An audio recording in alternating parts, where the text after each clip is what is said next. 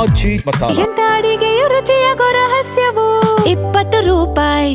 ನಿಮ್ಮ ಸಚಿವಗಿರಿ ಬಗ್ಗೆ ಕೂಡ ಲೇವಡಿ ಮಾಡಿದ್ದಾರೆ ಕುಮಾರಸ್ವಾಮಿ. ಸಾಕಷ್ಟು ವಿಚಾರಗಳು ಅವರು ಮುಖ್ಯಮಂತ್ರಿ ಆಗಿದ್ದಂಥವ್ರು ಇವತ್ತು ಕೇಂದ್ರ ಮಂತ್ರಿ ಆಗಿದ್ದಾರೆ. ಇದು ಯಕಶ್ಚಿತ ಅವ್ರಿಗೆ, ಇದು ನಮ್ಗೆ ದೊಡ್ಡದು.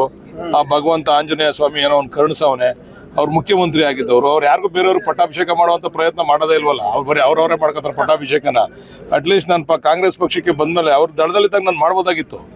ಅವ್ರೊಂದು ಮಾತು ಹೇಳಿದ್ರು, ಚೇರ್ಮನ್ ನಮ್ಮ ಮಂತ್ರಿಗಳೆಲ್ಲ ಹೋಗಿ ಸುಮಾರು ಜನ ಹೊರಟ್ಟಿಯವರು ಮತ್ತೆ ಚನ್ನಗಪ್ಪನವರು ಚಲರಾಯಸ್ವಾಮಿ ಅವರೆಲ್ಲ ಹೋಗಿ ಆಯ್ತು ಅವ್ನು ಮಂತ್ರಿ ಮಾಡ್ಲಿಕ್ಕೆ ಆಗ್ಲಿಲ್ಲ ಕಾರಣಾಂತರದಿಂದ, BDA ಚೇರ್ಮನ್ ಆರು ಮಾಡಿ ಅಂದ್ರೆ ದುಡ್ಡು ಹೊಡಿಯಾಕ ಅಂದ್ರು. ಇಂಥವ್ರಿಂದ ಏನ್ ನಿರೀಕ್ಷೆ ಮಾಡ್ಬೋದ್ರಿ ಕಾರ್ಯಕರ್ತರು? ಈ ಮನಸ್ಥಿತಿ ಇರತಕ್ಕಂಥವ್ರಿಂದ ಏನ್ ನಿರೀಕ್ಷೆ ಮಾಡ್ಬೋದು? ನಾನು ಇವತ್ತು ಕಾಂಗ್ರೆಸ್ನಲ್ಲಿ ಹೊಸಬ, ಮೊದಲನೇದಾಗಿ ಶಾಸಕನಾಗಿರ್ತಕ್ಕಂಥದ್ದು.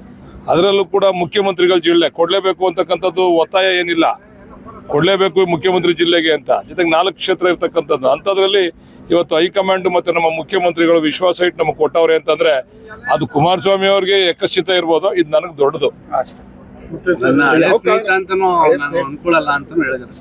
ಸ್ನೇಹಿತ ಅಂತ ಅನ್ಕೊಳ್ಳಲ್ಲ ಅಂತ ನಾವೇನು ಅರ್ಜಿ ಹಾಕಿದೀವಿ ಅನ್ಕೊಳ್ಳಿ ಅಂತ. ಅವ್ರೇನು ಅನ್ಕೊಳ್ದೇ ಸಾಕು ನಮ್ ಸದ್ಯ. ನಾವ್ ಯಾರು ಅರ್ಜಿ ಹಾಕೊಂಡು ಹೋಗಿಲ್ಲ ಅನ್ಕೊಳ್ಳಿ ಅಂತ. ಅವ್ರು ಇನ್ ಮುಂದೆ ಅರ್ಜಿ ಹಾಕೋದು ಬೇಡ, ಯಾರ್ಯಾರಿಗೋ ಹಾಕ್ತಾರೆ. ಅವ್ನು ವಾಸಿಗೆ ಏನೇನೋ ಬೈದ್ರು, ಈಗಾಗಲೇ ವಾಸು ಸ್ವಲ್ಪ ಇದಾಗಿರೋದಕ್ಕೆ ಆಗ್ಲೇ ಅಲ್ಲಿ ಅರ್ಜಿ ಹಾಕಕ್ ಹೋಗೋರೆ. ಇವನ್ನೆಲ್ಲ ಬಿಡಿ ಅಂತ ಹೇಳಿ ಅರ್ಜಿ ಹಾಕದ್ ಕುಮಾರಸ್ವಾಮಿ. ಅನ್ಯಾಯ ಮಾಡಿದ್ವಿ, ನಮ್ಮನ್ನ ಬಿಟ್ಟು ಹೋದ್ರು ಅಂತ ಕೂಡ ಹೇಳಿದಾರೆ ಸರ್. ಈ ಅಧಿಕಾರಕ್ಕೆ ಬರದೆ ಹೋದ್ರೆ ಅನ್ಯಾಯ ಎಂತಿದ್ರಿ? ಇವತ್ತೇನಾರ ಬಿಜೆಪಿ ಸೇರ್ಕೊಳ್ತಾ ಹೋಗಿರೋ ಜನತಾದಳ ಇರ್ತಿತ್ತೇನ್ರಿ? ನೋಡ್ರಿ, ಒಬ್ಬ ಶಾಸಕ ಆಗೋದು ಕ್ಷೇತ್ರದ ಕೆಲಸ ಮಾಡೋದಕ್ಕೆ, ಬರೀ ಸುಮ್ಮನೆ ಏನೋ ಬೂಟಾಟಿಕೆಗೆ ಶಾಸಕ ಆಗ್ತಕ್ಕಂಥದ್ದಲ್ಲ. ಅಧಿಕಾರಕ್ಕೆ ಬರದೆ ಹೋದ್ರೆ, ಅಧಿಕಾರನೇ ಸಿಗದೆ ಹೋದ್ರೆ ಎಲ್ಲಿ ಕೆಲಸ ಮಾಡ್ಲಿಕ್ಕೆ ಆಗ್ತದೆ? ನಾವು ಅಧಿಕಾರಕ್ಕೆ ಬರ್ತಕ್ಕಂಥ ರೀತಿನಲ್ಲಿ ಅವ್ರ ನಡವಳಿಕೆ ಇರ್ಲಿಲ್ಲ. ಈಗ ಅವರು ಅಡುಗೆ ಮುಳುಗೋಯ್ತದೆ ಅಂದಾಗ ಹೋಗಿ ಬಿಜೆಪಿ ಸೇರ್ಕೊಂಡವ್ರೆ. ಬಿಜೆಪಿ ಸೇರ್ಕೊಳ್ದೆ ಹೋಗಿದ್ರೆ ಅಡುಗೆ ಮುಳುಗೋಯ್ತಿರಲ್ಲ ಅಷ್ಟೊತ್ತಿಗೆ ಅವ್ರದ್ದು. ಇವತ್ತು ಹೊಸ ನಾಟಕ ಶುರು ಮಾಡವ್ರೆ.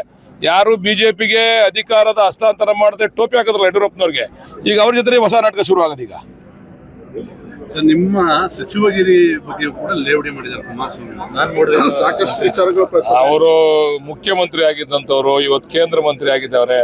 ಇದು ಯಕಶ್ಚಿತ ಅವ್ರಿಗೆ, ಇದು ನಮ್ಗೆ ದೊಡ್ಡದು. ಆ ಭಗವಂತ ಆಂಜನೇಯ ಸ್ವಾಮಿ ಏನೋ ಒಂದು ಕರುಣಿಸವನೆ.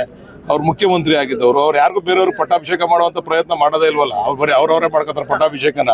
ಅಟ್ಲೀಸ್ಟ್ ನಾನು ಕಾಂಗ್ರೆಸ್ ಪಕ್ಷಕ್ಕೆ ಬಂದ್ಮೇಲೆ ಅವ್ರ ದಳದಲ್ಲಿದ್ದಾಗ ನಾನು ಮಾಡ್ಬೋದಾಗಿತ್ತು.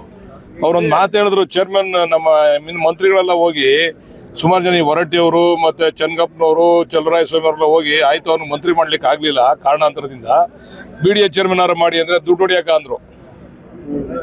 ಇಂಥವ್ರಿಂದ ಏನ್ ನಿರೀಕ್ಷೆ ಮಾಡ್ಬೋದ್ರಿ ಕಾರ್ಯಕರ್ತರು? ಈ ಮನಸ್ಥಿತಿ ಇರತಕ್ಕಂಥವ್ರಿಂದ ಏನ್ ನಿರೀಕ್ಷೆ ಮಾಡ್ಬೋದು? ನಾನು ಇವತ್ತು ಕಾಂಗ್ರೆಸ್ನಲ್ಲಿ ಹೊಸಬ, ಮೊದಲನೇದಾಗಿ ಶಾಸಕನಾಗಿರ್ತಕ್ಕಂಥದ್ದು.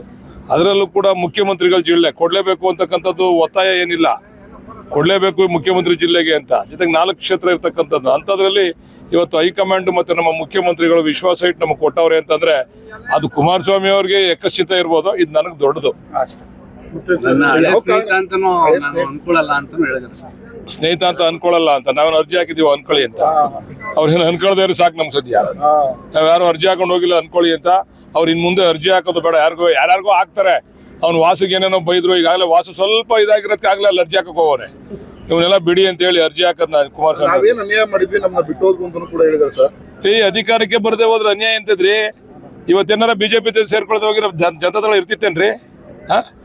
ನೋಡ್ರಿ, ಒಬ್ಬ ಶಾಸಕ ಆಗೋದು ಕ್ಷೇತ್ರದ ಕೆಲಸ ಮಾಡೋದಕ್ಕೆ, ಬರೀ ಸುಮ್ಮನೆ ಏನೋ ಬೂಟಾಟಿಕೆಗೆ ಶಾಸಕ ಆಗ್ತಕ್ಕಂಥದ್ದಲ್ಲ.